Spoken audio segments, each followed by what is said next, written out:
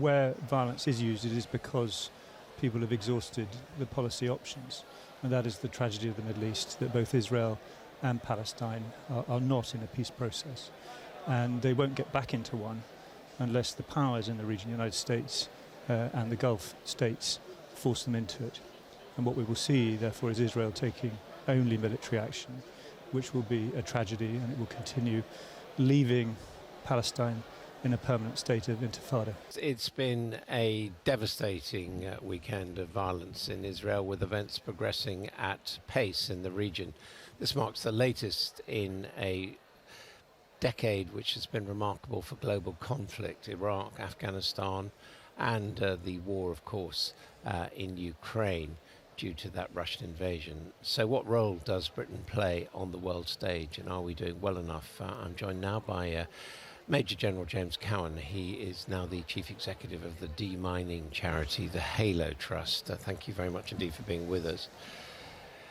First of all, someone with your Middle East over the last 24 hours or so.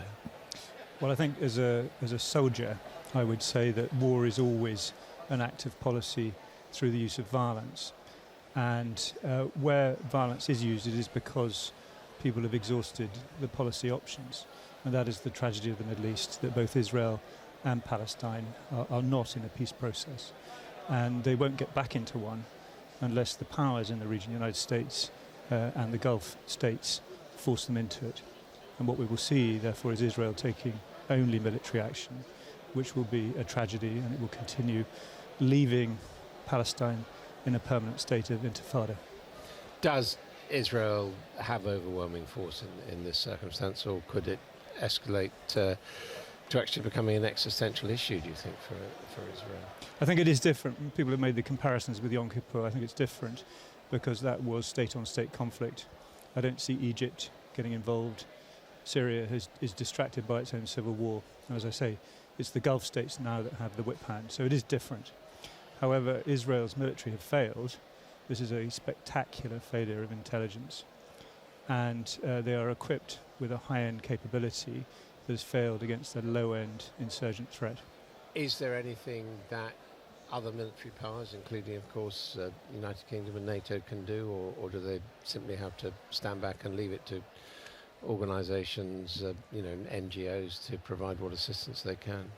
Well, my organisation is based on the West Bank and is providing humanitarian support, but that's a very different thing. No, Sure. the Western powers should be there persuading Israel, leveraging Israel into negotiation, and to think beyond simply living under a permanent state of siege.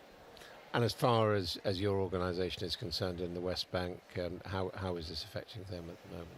Well, I think what we're seeing is this is fundamentally a Gaza-based Hamas operation, and Hamas has so far not, thankfully, persuaded Fatah to join them, so it is relatively peaceful on the West Bank at the moment. Our people have not been affected.